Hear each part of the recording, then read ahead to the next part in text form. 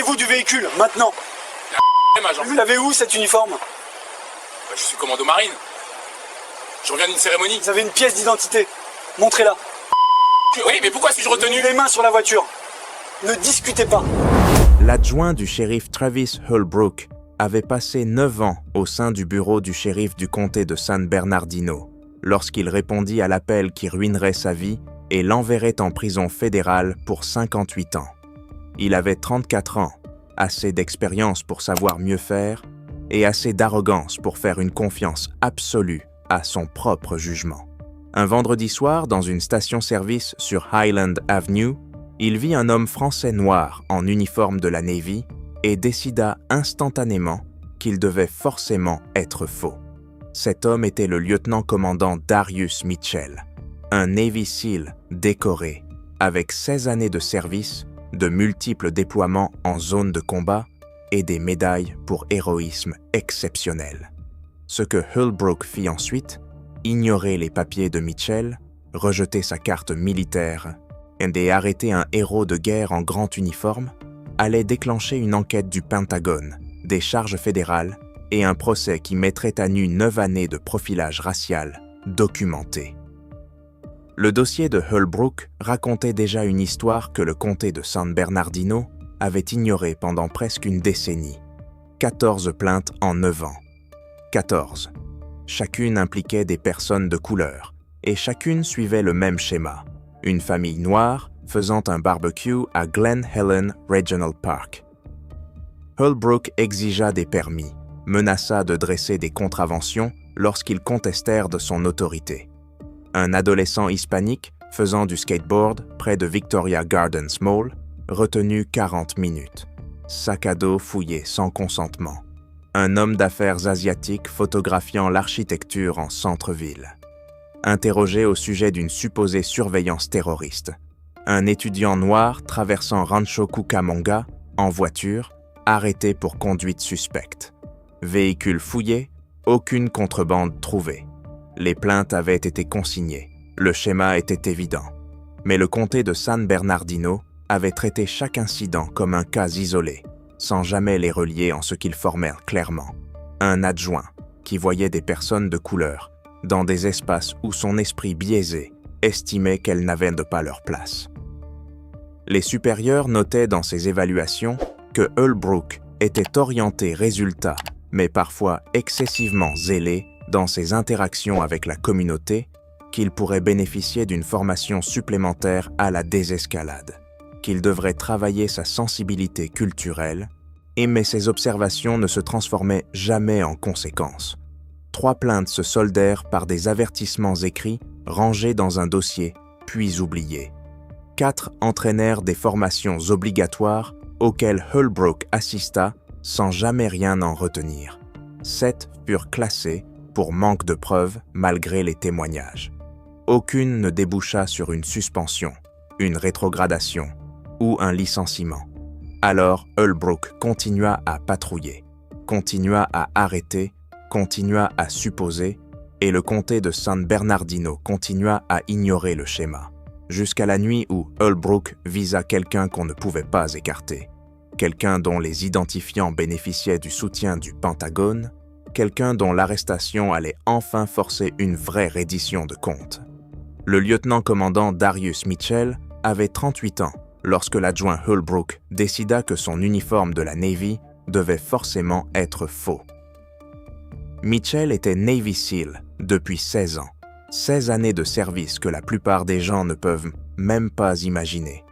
Il avait rejoint la Navy à 22 ans, désespéré d'échapper au cycle de pauvreté et de violence de San Bernardino, qui avait coûté la vie à 3 de ses amis de lycée. Camp d'entraînement à Great Lakes, puis BUD/S, Basic Underwater Demolition/SEAL Training, où 80% des candidats abandonnent. Mitchell, lui, n'abandonna pas. 6 mois d'enfer, immersion en eau glacée, torture physique sans fin, privation de sommeil conçue pour vous briser. Il en sortit diplômé et gagna son trident, l'insigne doré que les SEAL portent avec fierté. Puis, le vrai travail commença. Premier déploiement en Irak en 2009. Ramadi, nettoyage de bâtiments, traque de cibles à haute valeur, observation de coéquipiers sous le feu. Deuxième déploiement en Afghanistan, province du Helmand. 8 mois dans les montagnes, embuscades, engins explosifs improvisés, missions encore classifiées aujourd'hui. Troisième déploiement de retour en Irak, Mossoul, combat contre Daesh, opération si intense que Mitchell en faisait encore des cauchemars. Syrie, Yémen, Somalie, des endroits dont le public américain n'entendit presque jamais parler, des missions qui ne firent donc jamais les gros titres. En 2016, lors d'une opération dans le nord de l'Irak, l'équipe de Mitchell fut prise dans une embuscade. 8 SEAL cloués au sol par des tirs de mitrailleuses lourdes, des RPG explosant autour d'eux, des coéquipiers blessés. Mitchell, et déjà touché par des éclats, la jambe en sang, courut 3 fois dans la zone de mort pour tirer ses camarades vers la sécurité. Il tint une position seul pendant 12 minutes pendant que l'équipe évacuait, subissant des tirs venus de 3 directions, rendant le feu jusqu'à épuisement de ses munitions. Les 8 hommes survécurent. Mitchell reçut la Navy Cross, la deuxième plus haute décoration militaire pour bravoure, juste en dessous de la Medal of Honor. La citation parlait d'un héroïsme exceptionnel sous le feu et d'un mépris total pour sa propre sécurité. Il reçut aussi la Purple Heart pour ses blessures, ainsi qu'une Bronze Star avec V-Device pour bravoure dans une opération distincte. Sa poitrine portait des rubans que la plupart des civils ne reconnaîtraient pas, mais que chaque militaire respectait. Combat Action Ribbon. Yos Iraq Campaign Medal avec 4 étoiles, Afghanistan Campaign Medal, NATO Medal, des rubans représentant des années de sacrifice. Ce vendredi soir d'octobre, Mitchell traversait San Bernardino dans son uniforme de service Dress Blue de la Navy, la tenue militaire formelle portée lors des cérémonies et fonctions officielles.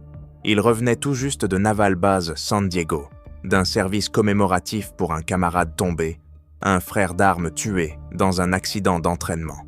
La cérémonie avait été éprouvante, vidante, un rappel de combien d'amis Mitchell avait enterrés. Il roulait vers la maison de sa mère pour lui faire la surprise.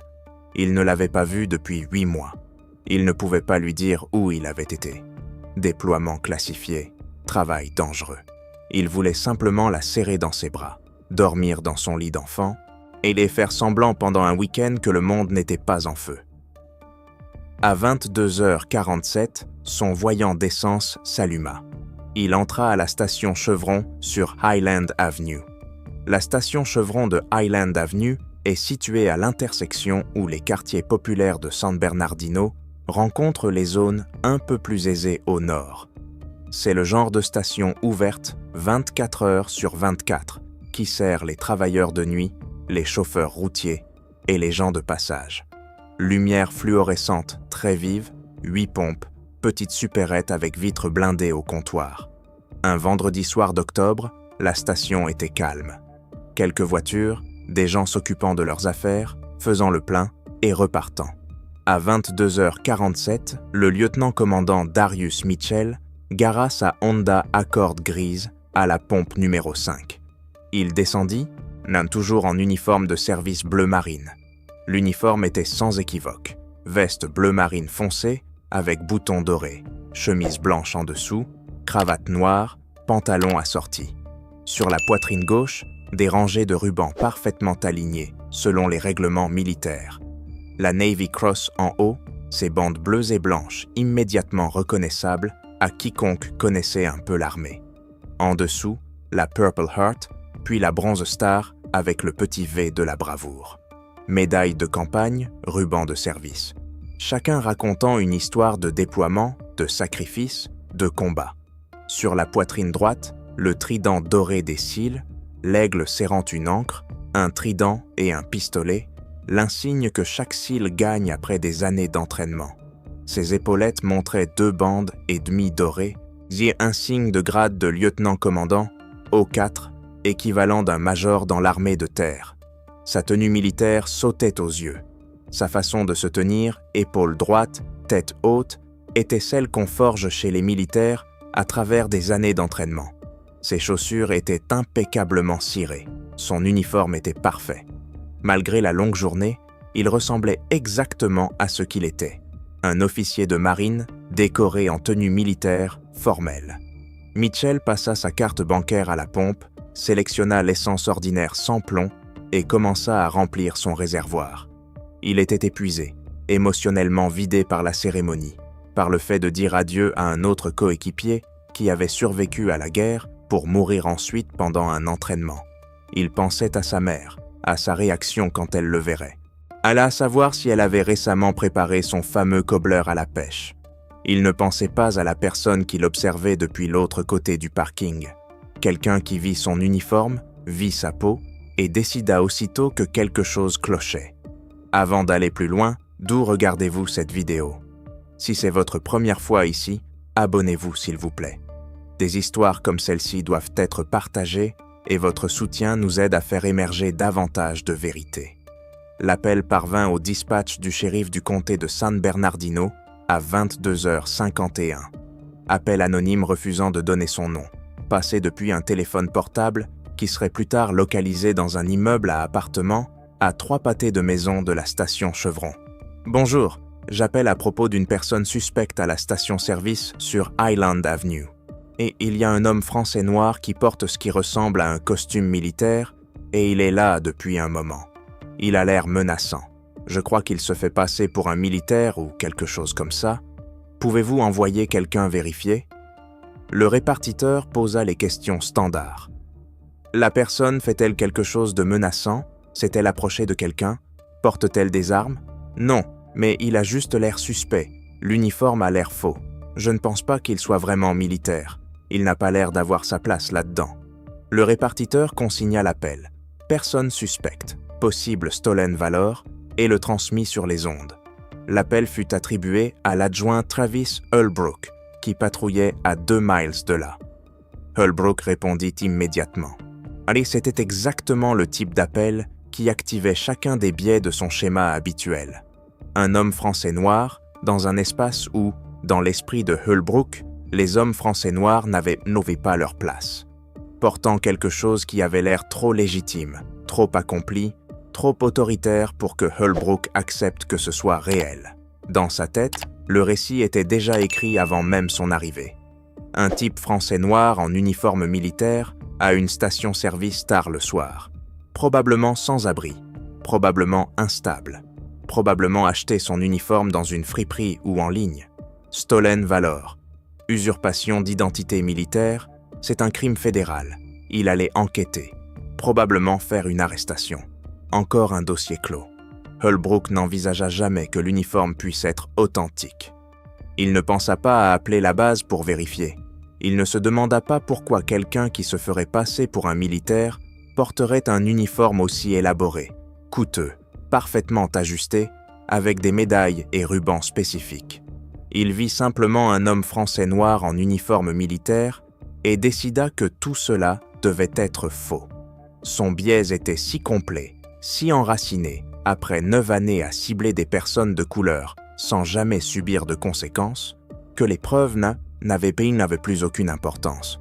Ses suppositions écrasaient la réalité. Il entra dans la station Chevron à 22h54, gyrophares allumés, abordant d'emblée la scène comme une affaire criminelle et non comme un simple contrôle de sécurité. Mitchell était en train de finir son plein, remettant le pistolet à la pompe, refermant la trappe à carburant, quand il vit la voiture de patrouille arriver rapidement, les lumières rouges et bleues tournoyant sur le béton. L'adjoint Holbrook sortit de son véhicule avant même que celui-ci ne soit complètement arrêté, une main sur son ceinturon près de son arme, dans une posture agressive, de confrontation. Il marcha droit sur Mitchell, qui se tenait à côté de sa Honda, trappe à carburant fermée, reçu en train de sortir de la pompe. Mitchell se retourna, vit le policier avancer vite, les gyrophares toujours allumés, et sentit son estomac se nouer. Il connaissait cette scène, pas exactement celle-ci, mais suffisamment pour savoir ce qui arrivait. « Éloignez-vous du véhicule, les mains là où je peux les voir, maintenant. » Mitchell leva lentement les mains, paumes ouvertes, visibles, non menaçantes. Sa voix resta calme, maîtrisée, celle de quelqu'un entraîné à désamorcer les situations tendues. « Officier, Je fais simplement le plein. Y a-t-il un problème ?» Holbrook s'arrêta à 1 mètre. Ses yeux parcouraient Buck et Mitchell de haut en bas, enregistrant l'uniforme, les médailles, les insignes, et considérant que rien n'était réel. « Ce costume militaire n'a rien de drôle. Vous allez l'enlever immédiatement. » Le cœur de Mitchell se serra. 16 années de service, des déploiements dans des zones de guerre que la plupart des Américains seraient incapables de situer sur une carte, des médailles gagnées sous le feu, et on lui disait que son uniforme était un costume. Il reconnut le ton, la supposition, l'accusation. Il ne s'agissait pas de l'uniforme, il s'agissait de sa peau. « Officier, ce n'est pas un costume. Je suis un Navy SEAL en service actif. Je reviens d'une cérémonie commémorative à Naval Base San Diego. Je suis en route pour rendre visite à ma mère. » L'expression de Holbrook ne changea pas. Bien sûr, l'usurpation de statut militaire est un crime fédéral. Vous vous faites passer pour un officier de marine. Mitchell sentit la colère monter, mais garda sa voix stable. 16 années d'entraînement à rester calme sous pression, à maîtriser ses réactions quand des vies en dépendent. « Monsieur, je n'usurpe rien du tout. Cet uniforme est le mien. Je l'ai gagné. Je peux vous montrer ma carte militaire, mes ordres, tout ce qu'il faut pour vérifier. » Je n'ai pas besoin de vérifier quoi que ce soit. Je vois très bien ce qui se passe ici. Holbrook fit un pas de plus. Sa voix était plus dure. Vous avez acheté cet uniforme. Vous avez mis de fausses médailles. Et maintenant, vous vous promenez en prétendant être ce que vous n'êtes pas.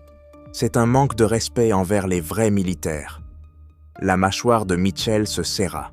Il avait perdu des amis en Irak et en Afghanistan. Il avait tenu des coéquipiers mourants. Il avait été blessé en sauvant les autres. Et cet adjoint lui expliquait qu'il manquait de respect aux militaires.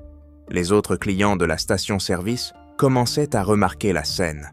Un homme à la pompe 3 ralentit et observa. Une femme dans la supérette plaqua son visage contre la vitre. Les agents devraient-ils vérifier les identifiants militaires avant d'accuser un militaire de fraude? Répondez dans les commentaires. Mitchell glissa lentement la main à l'intérieur de sa veste, avec des gestes délibérés pour ne pas être mal interprété par Holbrook. « Officier, allez, je prends ma carte militaire. Elle est dans ma poche intérieure. Je vais vous montrer mes identifiants. Gardez les mains là où je peux les voir. » La main de Holbrook glissa encore plus près de son arme. Mitchell se figea, puis bougea encore plus lentement, sortant sa Common Access Card, celle que porte chaque militaire. Il la tendit. « Voilà ma carte militaire. Lieutenant-commandeur Darius Mitchell, United States Navy. Mon numéro DOD est juste ici. Vous pouvez appeler Naval Base San Diego. Vous pouvez appeler le NCIS. Vous pouvez tout vérifier. » Holbrook prit la carte, y jeta un coup d'œil pendant peut-être 3 secondes, puis la lui rendit. N'importe qui peut imprimer un faux badge. On en vend en ligne pour $20. Mitchell le regarda. La carte possédait des hologrammes, des dispositifs de sécurité, une puce intégrée et le sceau du Department of Defense. Elle était aussi officielle qu'une carte pouvait l'être.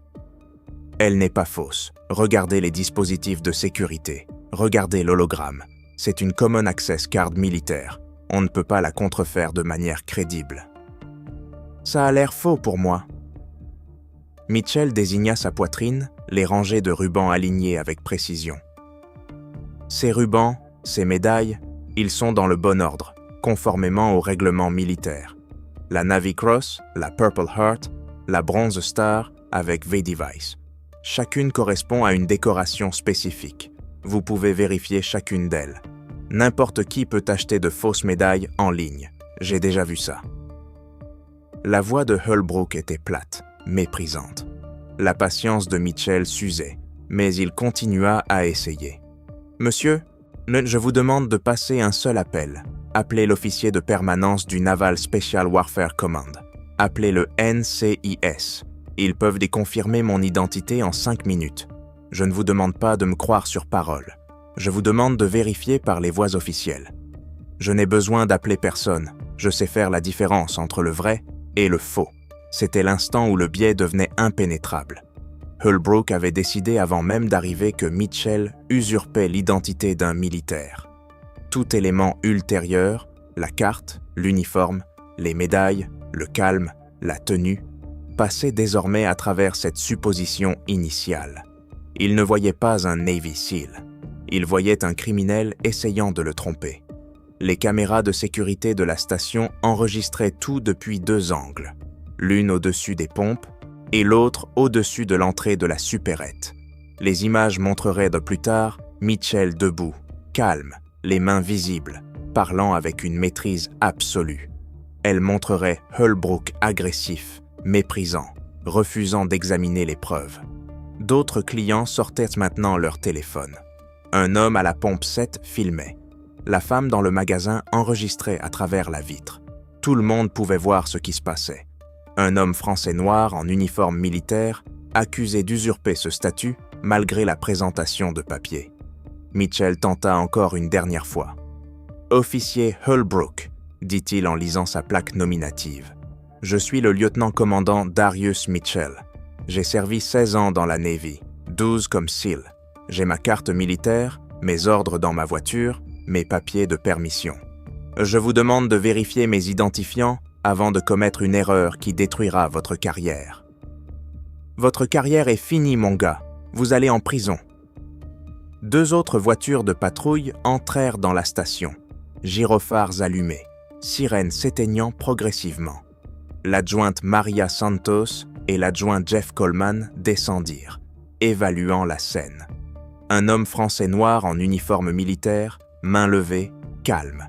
Leur collègue agressif dans la confrontation. Santos échangea un regard avec Coleman. Cela n'avait rien d'une situation normale. Santos s'approcha la première. « Holbrook, quelle est la situation? »« Stolen Valor. Le sujet usurpe l'identité d'un officier de marine. Refuse d'enlever l'uniforme faux. Refuse les ordres légitimes.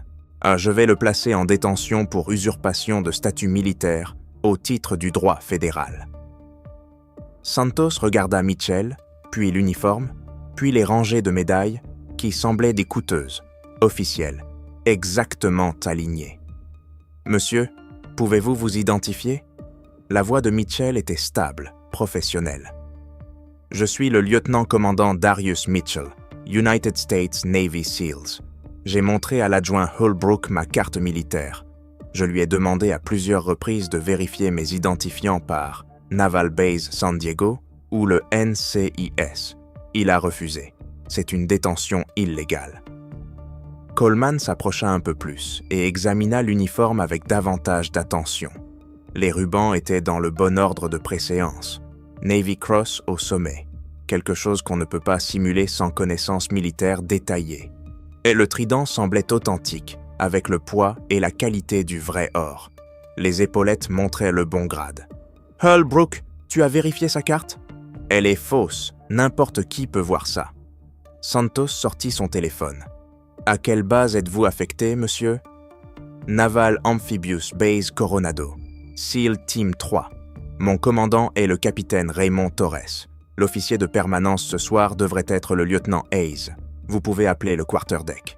Ils confirmeront mon identité en 2 minutes. » Santos commença à composer. Holbrook lui attrapa le bras. « On n'a pas besoin d'appeler. Je te dis que c'est faux. » Santos retira vivement son bras, le visage durci. « Holbrook, s'il existe ne serait-ce qu'une chance qu'il soit légitime, on vérifie. C'est la procédure élémentaire. »« Il n'est pas légitime. Il est noir. Et regarde-le. Tu crois vraiment qu'il est Navy SEAL ?» Les mots restèrent suspendus dans l'air, captés par plusieurs téléphones, enregistrés par les caméras de la station-service. Le biais implicite devenu explicite. Santos et Coleman reculèrent tous les deux, instinctivement. Mitchell ferma brièvement les yeux. Voilà, enfin. La vérité que Holbrook avait tourné autour sans la dire venait d'être prononcée à voix haute. La voix de Coleman devint grave. « Holbrook, qu'est-ce que tu viens de dire ?» Mais Holbrook était allé trop loin pour reculer. « Je l'arrête. Sujet, tournez-vous, les mains derrière le dos. » Mitchell prit alors une décision.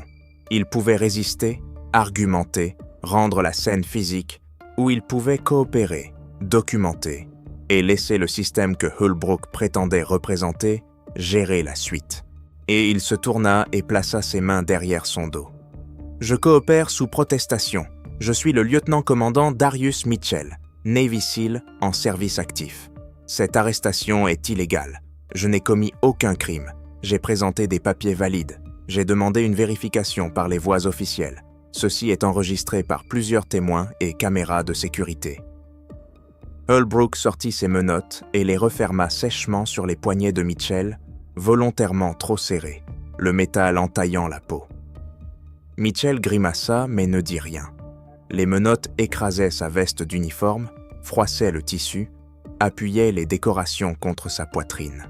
Santos resta figé, téléphone encore à la main, témoin de quelque chose d'irréparablement faux. Et le visage de Coleman exprimait une pure horreur devant ce que son collègue était en train de faire. Holbrook conduisit Mitchell vers sa voiture de patrouille, une main serrée sur son bras, l'autre sur son ceinturon. Les chaussures de parade de Mitchell raclaient le béton.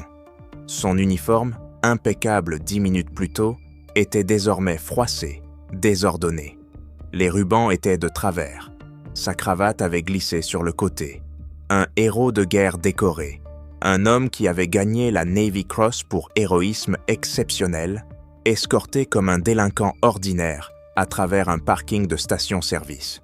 Les clients de la station explosèrent. Il est vraiment militaire. On a vu sa carte. Vérifiez ses identifiants. Appelez la base. C'est pas normal. Il n'a rien fait.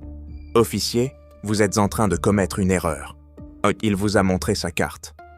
Holbrook les ignora tous.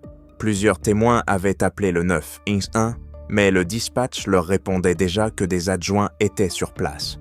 D'autres se sentaient impuissants à intervenir face à un agent armé. Santos et Coleman restaient à côté de leur véhicule, incertains, partagés, observant leurs collègues commettre un crime fédéral. Pourquoi certains officiers voient-ils des hommes noirs en uniforme et supposent-ils automatiquement que c'est faux? Donnez votre avis dans les commentaires. Le trajet jusqu'au poste du shérif de San Bernardino prit 11 minutes. Mitchell était assis à l'arrière de la voiture de Holbrook, les mains menottées dans le dos, le métal lui creusant les poignets. La cloison le séparait de Holbrook, qui conduisait en silence, probablement déjà en train de rédiger mentalement son rapport, convaincu d'avoir accompli du bon travail policier. Mitchell regardait par la fenêtre les rues où il avait grandi, les quartiers qu'il avait quittés grâce à son service militaire, maintenant traversé en menottes. Ils arrivèrent au poste à 23h19. Holbrook entra dans le Saliport, le garage sécurisé où l'on amène les détenus hors de la vue du public. Il ouvrit la portière arrière et sortit Mitchell, le conduisant par une porte métallique jusqu'à la zone d'enregistrement. Le sergent de service ce soir-là était Luis Moreno, vétéran de 19 ans qui croyait avoir tout vu. Il leva les yeux de son ordinateur lorsque Holbrook fit entrer Mitchell et se figea. Un homme en grand uniforme bleu de la Navy, mains menottées dans le dos, rangées de rubans sur la poitrine, Navy Cross bien visible en haut, trident doré sur le revers. Moreno se leva lentement. « Holbrook, qu'est-ce que tu as arrêté exactement ?»« Stolen Valor. » Le sujet était à une station-service en train d'usurper l'identité d'un officier de marine portant un uniforme faux, de fausses médailles. Il a refusé d'enlever l'uniforme quand je le lui ai ordonné. Il a refusé des ordres légitimes. Je vais l'enregistrer pour usurpation de statut militaire selon le droit fédéral. Moreno contourna son bureau, s'approcha de Mitchell et examina l'uniforme de plus près. Les rubans étaient dans un ordre parfait, conformément au règlement de préséance militaire. Navy Cross, Navy and Marine Corps Medal, Purple Heart, Bronze Star avec petit V de la bravoure, Defense Meritorious Service Medal, Joint Service Commendation Medal. Ruban de campagne d'Irak et d'Afghanistan. L'uniforme était parfaitement ajusté, coûteux. Les chaussures luisaient comme un miroir. Le trident ressemblait à du véritable or, pas à un accessoire. « Monsieur, quel est votre nom ?»« Lieutenant-commandant Darius Mitchell, United States Navy, matricule N 4378921. J'ai montré ma carte militaire à l'adjoint Holbrook. Je lui ai demandé de vérifier mes identifiants. Il a refusé. La voix de Mitchell était calme, mais portait l'épuisement de quelqu'un qui venait de lutter 30 minutes contre l'absurde. Moreno tendit la main. « Puis-je voir votre carte ?» Mitchell inclina légèrement la tête vers la poche intérieure de sa veste. À l'intérieur, à gauche, Moreno glissa la main dans la poche avec précaution et en sortit la Common Access Card. Il l'examina sous les néons de la zone de booking. Le hologramme intact, puce de sécurité visible, sceau du Department of Defense embossé. La photo correspondait parfaitement à l'homme devant lui. Le grade figurait clairement, lieutenant-commandeur au 4 United States Navy. Date d'expiration dans 18 mois. Moreno se tourna vers Holbrook. « Ça a l'air authentique. » « C'est faux. N'importe qui peut imprimer ça. » Moreno avait déjà vu de fausses cartes militaires. Elles étaient généralement grossières. Papier ordinaire plastifié, pas de vraie sécurité, mauvaise typographie. Celle-ci n'avait rien de tout cela. Elle avait du poids, de la texture, plusieurs couches de sécurité. « Holbrook, il y a une puce RFID là-dedans. Tu ne contrefais pas ça comme ça. » Il retourna à son bureau et attrapa le téléphone. « À quelle base êtes-vous affecté, commandé ?»« Naval Amphibious Base Coronado. »« Il y a SEAL Team 3. » Moreno composa le numéro du quarterdeck de NAB Coronado, le poste de permanence 24 heures sur 24. 2 sonneries. Quarterdeck. Petty Officer Hayes à l'appareil. Ligne non sécurisée. Ici le sergent Moreno, bureau du shérif du comté de San Bernardino. J'ai besoin de vérifier l'identité de quelqu'un qui affirme être l'un de vos personnels. Le lieutenant-commandant Darius Mitchell dit être affecté au SEAL Team 3. Il y eut un silence, puis le bruit d'un clavier. « Restez en ligne, sergent. » L'attente sembla interminable, mais dura peut-être 90 secondes. Hayes revint à l'appareil, la voix devenue plus formelle. « Sergent, je peux confirmer que le lieutenant-commandant Darius Mitchell est un officier en service actif affecté au Naval Special Warfare Group 1, SEAL Team 3. Quelle est la nature de votre demande ?» Et le visage de Moreno devint blême. « Il a été arrêté. » « Arrêté pourquoi ?» Moreno leva les yeux vers Holbrook, puis vers Mitchell, puis revint vers Holbrook. « Il est authentique. C'est bien un officier en service actif du SEAL Team 3. Tu as arrêté un Navy SEAL. » En 6 minutes, la situation dépassa tout ce que le bureau du shérif du comté de San Bernardino avait jamais eu à gérer. Petty Officer Hayes alerta immédiatement l'officier de permanence. L'officier de permanence alerta le Command Duty Officer. Le CDO alerta le commandant du SEAL Team 3, le capitaine Raymond Torres, à son domicile. Torres, sachant que Mitchell avait assisté plus tôt à une cérémonie commémorative et se rendait ensuite chez sa mère, comprit immédiatement qu'il s'était produit quelque chose de catastrophique. À 23h31, Torres appela l'officier de permanence du Naval Criminal Investigative Service à San Diego. « Ici le capitaine Torres, SEAL Team 3. L'un de mes officiers, le lieutenant-commandant Darius Mitchell, vient d'être arrêté par le shérif du comté de San Bernardino. J'ai besoin que le NCIS intervienne immédiatement. » L'agent du NCIS, Special Agent Kellerman, ouvrit le dossier de service de Mitchell pendant que Torres parlait. Déploiement de combat, Navy Cross, Purple Heart, habilitation de sécurité active. 0 problème disciplinaire. Capitaine, quelles sont les charges? Je ne sais pas encore, mais il était en dress blues et allait voir sa mère. Quoi qu'il se soit passé, cela exige une réponse fédérale. Le NCIS informa alors le Naval Special Warfare Command. Le NSW Command dispose d'une ligne directe avec le Pentagone pour les situations impliquant du personnel des opérations spéciales.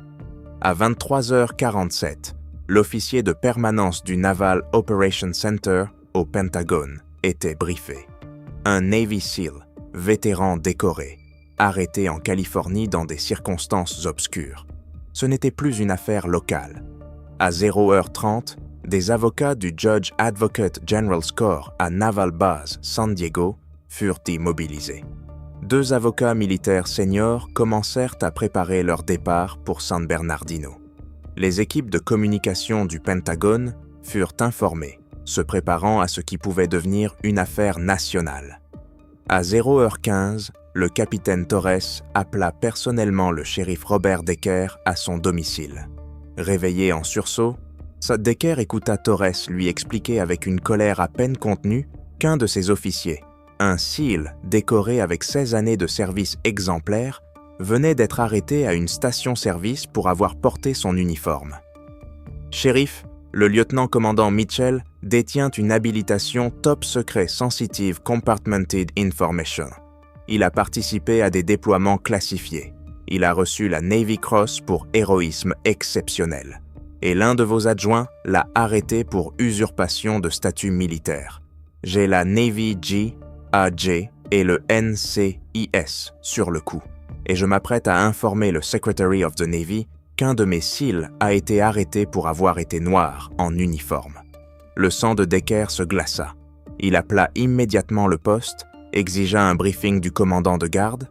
Le commandant consulta les données d'écrou, vit le nom de Mitchell, vit les charges, vit que le sergent Moreno avait déjà confirmé son statut militaire. Decker arriva au poste à 0h40, encore en civil, le visage marqué par l'horreur de quelqu'un qui venait de réaliser que son département avait commis une faute impensable. Il entra dans la zone de booking où Mitchell se tenait encore, maintenant libéré de ses menottes, uniforme froissé, mais dignité intacte. « Commandez Mitchell, je suis le shérif Decker. Je ne peux pas m'excuser à la hauteur de ce qui s'est passé. Vous êtes libéré immédiatement. Toutes les charges sont abandonnées. » La voix de Mitchell était basse, maîtrisée. « Shérif, votre adjoint a arrêté un officier militaire décoré à une station-service pour avoir porté son uniforme. Il a refusé de vérifier mes identifiants. Il m'a ordonné d'enlever mes dress blues en public. Il m'a menotté devant des témoins. Ce n'est pas le genre de choses qu'on règle avec des excuses. » Decker acquiesça, livide. « Je comprends, commandant.